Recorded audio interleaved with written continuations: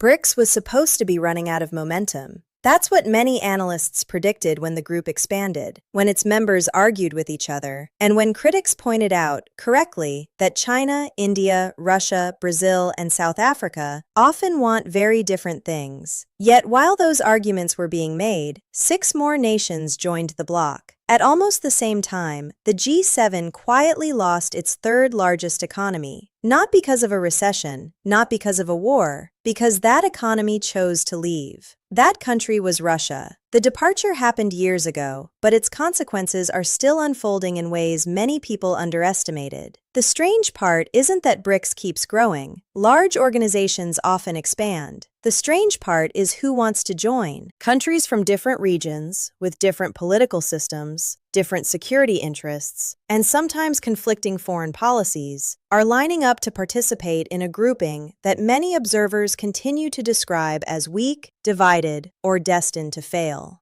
If failure is imminent, it has a very unusual recruiting strategy. And that's where this story gets interesting. Because the question isn't whether BRICS has internal disagreements. It does. The question is why governments continue moving toward it despite those disagreements. The answer has less to do with ideology than most people think. It has more to do with options. In economics, monopolies don't just exist in markets. They can exist in systems, financial systems, payment systems, lending systems, reserve currency systems. For nearly 3 decades after the Cold War, there was a widespread assumption that the architecture of global finance would remain largely centered around institutions shaped by the United States and its allies. The IMF, the World Bank, the dollar-based payment network, the broader Western-led economic order. That assumption wasn't irrational. It reflected reality. As recently as the early 2000s, challenging that system looked almost impossible. Today, governments are behaving as though they want insurance. Insurance against sanctions, insurance against financial shocks, insurance against political decisions made thousands of miles away. Whether that insurance ultimately works is a separate question, but demand for it is growing. And demand itself tells us something important. We'll come back to that. Because before we can understand why BRICS is attracting members, we need to understand what BRICS actually is. Many people treat it like a military alliance. It isn't. Others describe it as an anti-Western coalition. That's also incomplete. In practice, BRICS functions more like a platform than a bloc. Its members don't need to agree on every issue. India and China have border disputes. Saudi Arabia and Iran spent years competing across the Middle East. Russia and Brazil don't share identical strategic priorities. If this were a traditional alliance, those contradictions would be crippling. But BRICS wasn't built to function like NATO. It was built around a different idea: economic coordination among large developing economies that believed global institutions no longer reflected the balance of economic power emerging in the 21st century. Notice the wording: not military power, economic power. That distinction matters. Because when economists at institutions like the IMF measure economies using purchasing power parity, a metric designed to compare actual economic output rather than market exchange rates, the combined BRICS economies already account for a larger share of global output than the G7. Critics immediately point out that PPP has limitations. They're right, it does. A haircut in Mumbai cannot be directly compared to one in Manhattan, but dismissing the metric entirely misses the point. The significance isn't that BRICS suddenly became wealthier than the G7. It didn't. The significance is that economic activity is becoming more distributed across the world than it was 20 years ago. And institutions eventually follow economic gravity. History tends to work that way. Trade routes shift, capital follows, organizations adapt, or they don't. There's a number I want you to remember: 40%. Not exactly 40, depending on the measurement and year, but close enough for now. That figure represents why policymakers across Africa, the Middle East, Asia, and Latin America increasingly pay attention when BRICS meetings occur. Not because they expect a new world order tomorrow, not because they suddenly trust every member, but because a growing share of the world's population, resources, energy production, and economic activity is becoming connected to the group. That 40% matters. And later, we're going to see why it may matter even more than the headlines about membership expansion. Because the real story isn't the 6 countries that joined, it's the reason so many others are still knocking on the door. The easiest way to misunderstand BRICS is to assume countries are joining because they want to replace the West. Most of them don't. That's a critical distinction. When officials from countries across Africa, the Gulf, Southeast Asia, or Latin America speak privately or publicly about BRICS, they rarely describe their goal as choosing one camp over another. They describe something far less dramatic. They want room to maneuver. Look at how many governments operate today. They trade with China, borrow from Western institutions, buy energy from the Gulf, receive investment from Europe, and maintain security relationships with the United States. They're not looking for a new boss. They're looking for additional options. And options become valuable when uncertainty rises. The turning point wasn't one event. It was a series of events. The 2008 financial crisis damaged confidence in the idea that Western financial systems were inherently more stable than everyone else's. The COVID period exposed vulnerabilities in global supply chains. Then came the weaponization of economic tools on a scale many countries had never seen before. Sanctions are not new.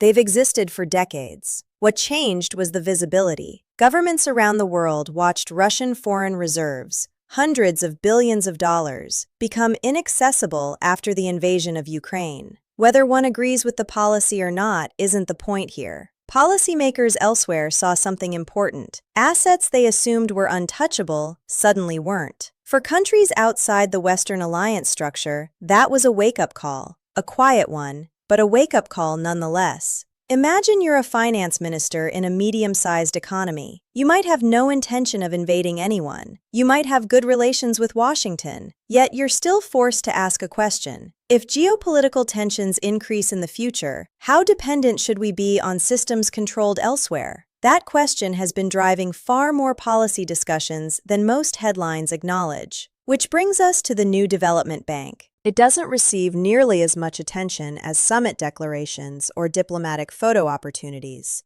Yet it may be one of the most important institutions BRICS has created. Established in 2015 with headquarters in Shanghai, the bank was designed to finance infrastructure and development projects without relying exclusively on traditional Western-led lenders. Its lending volume remains far smaller than institutions like the World Bank. That matters. Scale still favors the established system, but scale isn't the entire story. Sometimes the existence of an alternative changes behavior even before it becomes dominant. Airlines don't need a second airport because the first one disappeared. They need it because having only one creates vulnerability. That's closer to how many governments view BRICS institutions. Not replacement, redundancy. There is a difference. And we're beginning to see that logic spread into trade. Over the last decade, more countries have experimented with local currency settlements, bilateral payment arrangements, and mechanisms that reduce reliance on the US dollar for specific transactions.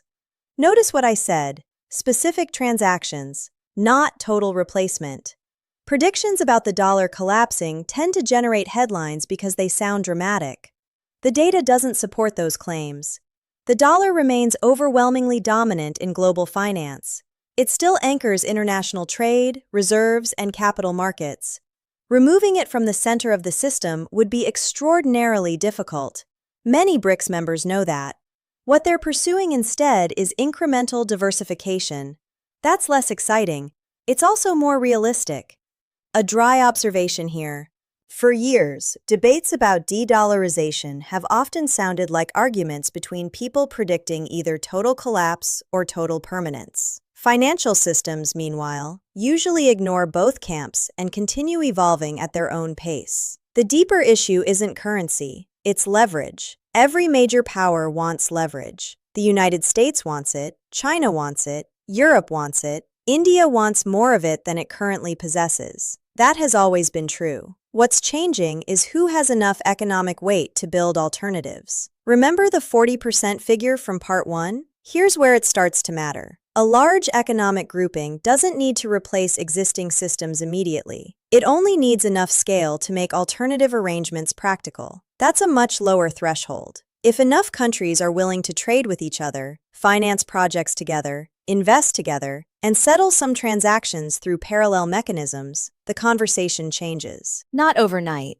gradually, almost invisibly. Then, one day people look back and realize the landscape shifted years earlier. There's a historical example worth considering. After World War II, American economic influence didn't emerge because someone announced a new era at a podium. It emerged because institutions, trade relationships, investment flows, and financial networks accumulated over decades. Power became infrastructure. Infrastructure became habit. Habit became the system. What BRICS appears to be attempting, whether it succeeds or not, is the early stage of a similar process. Not building a replacement for today's order, building enough parallel capacity that countries no longer feel locked into a single pathway. But this is where the story becomes more complicated than either supporters or critics usually admit. Because the biggest threat to BRICS isn't Washington, it isn't Brussels, it isn't sanctions, it's sitting inside the organization itself. And the next piece of the puzzle forces us to confront a question many enthusiastic BRICS supporters would rather avoid.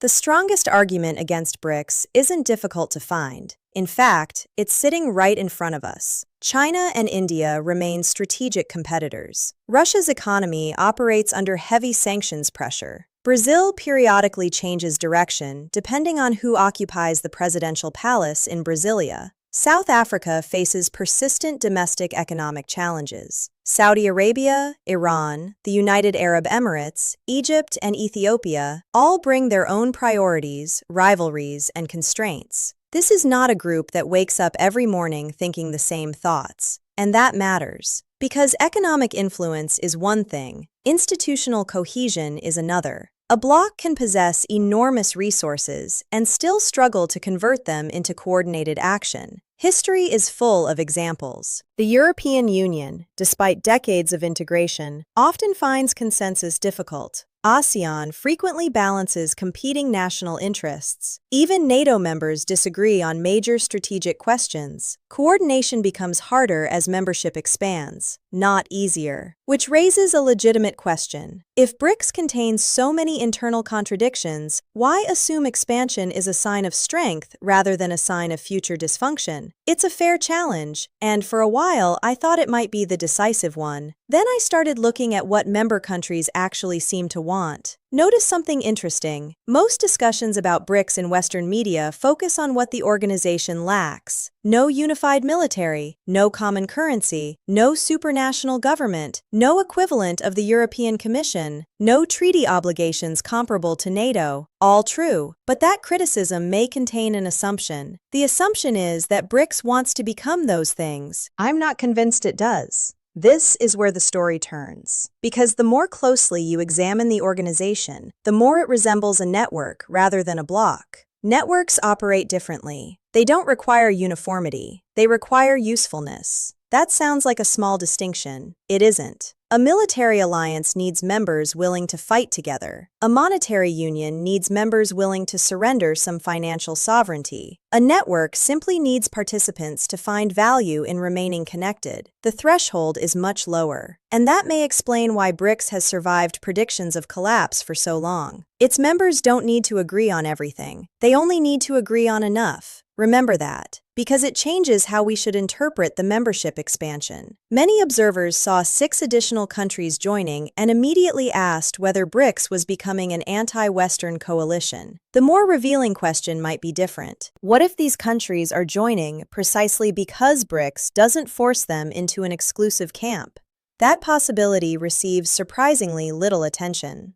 Take India. India participates in BRICS. India is also part of the Quad alongside the United States, Japan, and Australia. Those realities coexist. Saudi Arabia maintains deep security ties with Washington while simultaneously strengthening relationships across BRICS. The UAE follows a similarly diversified approach. These countries are not choosing one door and permanently closing another. They're keeping multiple doors open. Strategically, that's a very different behavior. And it leads us to the reversal that sits at the center of this entire discussion. The common narrative says BRICS is growing because countries want to challenge the Western order. There is some truth there, but I think the deeper reality is less ideological and more practical. Countries are responding to a world that is becoming structurally multipolar, regardless of anyone's preferences. That's not the same thing. A nation doesn't need to oppose America to seek additional economic relationships. A government doesn't need to support China to diversify financial risk. A finance minister doesn't need revolutionary ambitions to dislike dependency. The shift may be driven less by rebellion than by hedging. That distinction matters because it changes the forecast. If BRICS depended entirely on anti-Western sentiment, its future would be fragile. Political moods change, governments change, leaders leave office. But if BRICS is benefiting from a broader structural trend, the diffusion of economic power across more regions, then its growth becomes easier to explain. Not inevitable, but understandable. Here's the number from Part 1 coming back. That 40% figure, whether measured through population, resource access, trade relationships, or purchasing power adjusted output, BRICS countries collectively represent a scale that makes them increasingly difficult to ignore. Scale creates gravity. Gravity attracts participation. Participation increases scale. The cycle begins reinforcing itself, slowly at first, then faster. A brief observation.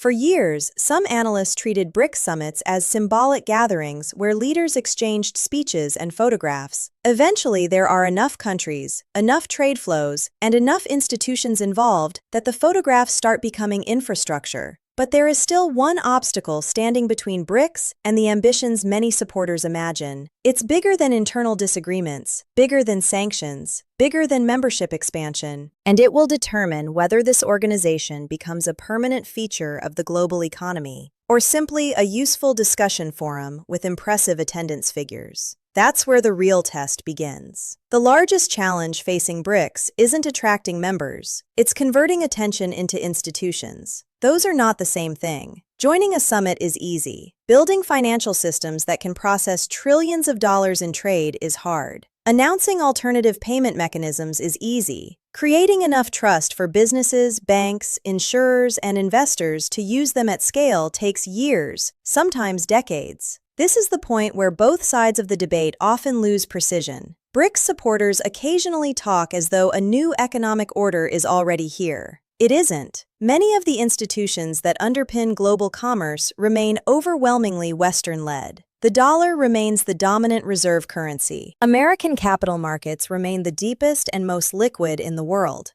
The IMF and World Bank continue to play major roles in development finance. Those realities haven't disappeared. At the same time, critics sometimes speak as though nothing is changing. That isn't true either. A world can remain centered on existing institutions while gradually becoming less dependent on them at the margins. And history suggests that major shifts often begin at the margins, not with a dramatic announcement, not with a ceremonial declaration, with habits. A company settles one transaction differently. A government signs one bilateral agreement. A development project receives funding from a new institution, then another, then another. Years later, what looked insignificant starts looking structural. That's why I think the conversation around BRICS is often framed incorrectly. The real question isn't whether BRICS will overtake the G7. The real question is whether the global economy is moving toward a system where multiple centers of influence can coexist.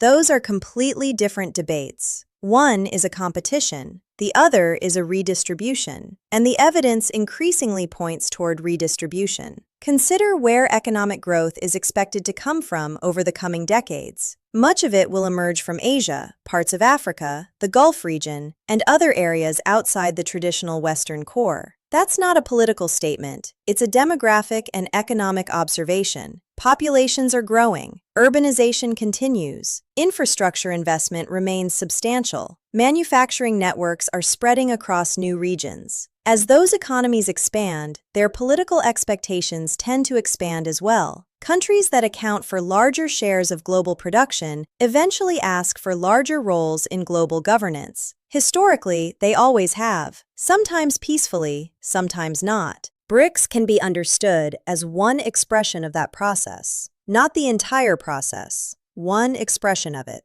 And that brings us back to the opening contradiction. If BRICS is destined to fail, why are more countries seeking entry? The answer isn't that they believe BRICS is perfect. It clearly isn't. The answer isn't even that they believe BRICS will replace the existing order. Most policymakers probably don't believe that either. The answer may be much simpler. They see value in having alternatives, even limited alternatives, especially in a period where geopolitical tensions, sanctions, supply chain disruptions, and strategic competition have become normal features of international affairs. My own view is fairly straightforward. I don't think BRICS is on the verge of replacing the G7. I don't think a BRICS currency is about to dethrone the dollar. And I don't think membership expansion alone proves success. But I also think many commentators are fighting the last decade's argument. The more interesting development isn't whether BRICS becomes dominant. It's whether countries increasingly refuse to accept a world where dominance belongs exclusively to anyone. That's a different trend, and it appears to be gaining momentum. If I had to make one prediction, it's this. Over the next 10 years, BRICS will matter less as a unified political organization and more as a platform through which countries build overlapping networks of trade, finance, energy cooperation, and investment. Not a rival empire, not a replacement system, a parallel layer, one that becomes increasingly difficult to ignore. Remember that 40% figure from the beginning? The significance was never the number itself. The significance was what the number represented: economic gravity. And throughout history, institutions that align with economic gravity tend to survive longer than institutions that try to resist it. Whether BRICS ultimately succeeds or disappoints, the forces driving countries toward it aren't going away. Those forces are larger than any summit, larger than any leader, larger than any headline claiming the project is either collapsing or conquering the world. The future probably looks messier than either side expects. Then again, global economics has always had a habit of ignoring neat narratives. If you found this analysis worth your time, subscribe and join us for the next one. There's no shortage of assumptions in global politics that deserve a second look. And sometimes the most revealing signal isn't who wins, it's who keeps showing up.